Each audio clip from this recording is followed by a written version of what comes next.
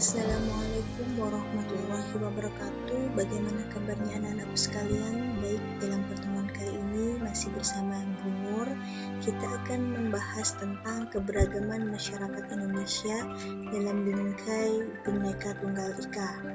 Adapun materi yang akan kita pelajari yang pertama yakni makna persatuan dalam kebangsaan, prinsip persatuan dalam keberagaman, kemudian permasalahan dalam keberagaman, dan upaya pencegahan konflik yang bersifat sara. Nah, coba diamati gambar yang ada di dalam tampilan ini menunjukkan bahwasannya Indonesia memiliki keanekaragaman dalam hal apa?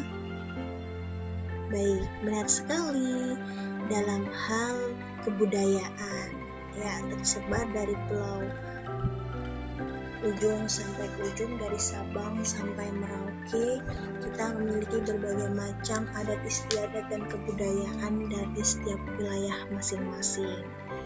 Di samping itu, Indonesia juga memiliki keberagaman dalam agama. Ada berapa agama yang diakui oleh negara kita? Betul sekali, ada 6 agama. Yakni agama apa saja mungkin kalian sudah bisa menyebutkan? Bagus sekali, Islam, Kristen, Protestan, Hindu, Katolik, Buddha, dan juga Konghucu.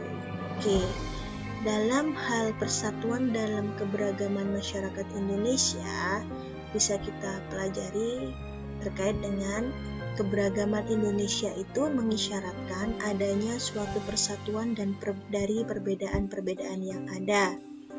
Persatuan ini menjadi hal yang sangat penting bagi bangsa Indonesia dan tidak dapat diubah oleh siapapun itu. Adapun prinsip dari persatuan dan keberagaman suku, agama, ras, dan antar golongan itu ada 5. Yang pertama, prinsip Bhinneka Tunggal Ika, yakni kita harus mampu memahami makna Bhinneka Tunggal Ika.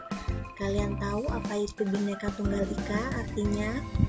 Ya, Bhinneka Tunggal Ika itu adalah semboyan negara kita yang memiliki makna bahwasannya walaupun berbeda-beda namun tetap satu jua. Prinsip yang kedua yaitu prinsip nasionalisme Indonesia, yang mana kita harus mencintai dan siap membela tanah air dan bangsa negara Indonesia.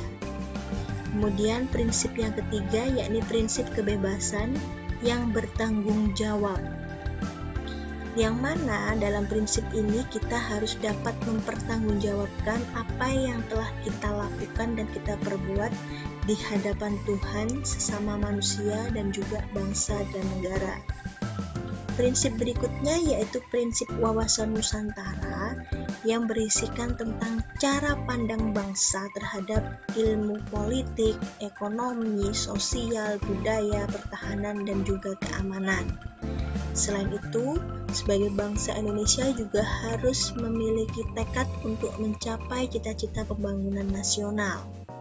Prinsip yang terakhir yaitu prinsip persatuan pembangunan untuk mewujudkan cita-cita reformasi. Memiliki semangat persatuan membangun masyarakat yang adil dan makmur adalah wujud yang diharapkannya.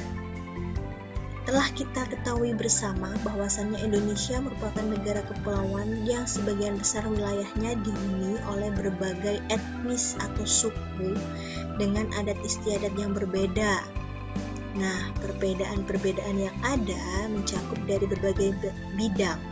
Tidak hanya dapat dilihat dari perbedaan fisik ataupun ras, tetapi juga perbedaan suku, bangsa, agama, dan kepercayaannya.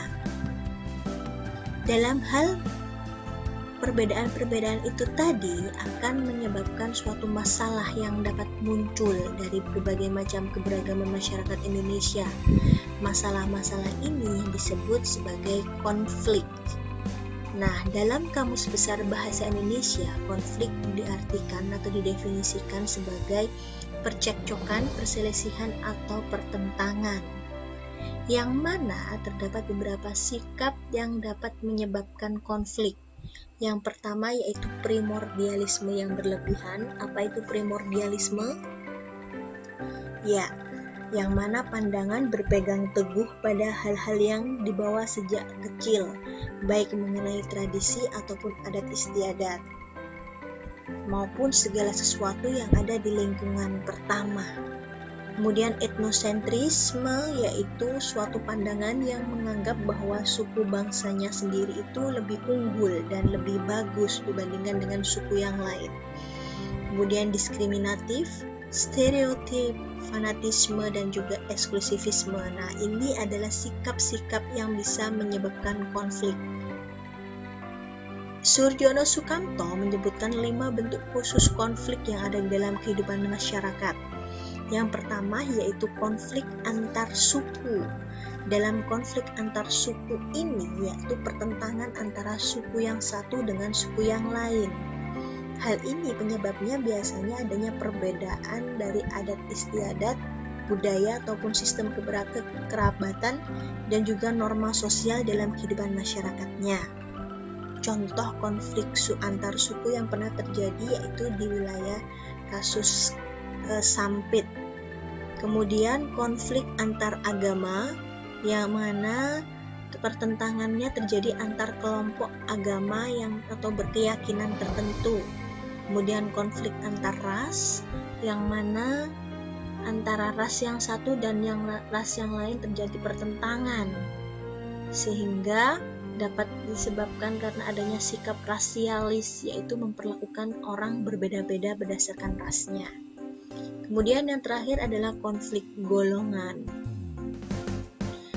Nah, terjadinya konflik dapat menimbulkan sejumlah hal, yaitu yang pertama menyebabkan terjadinya perpecahan dalam masyarakat.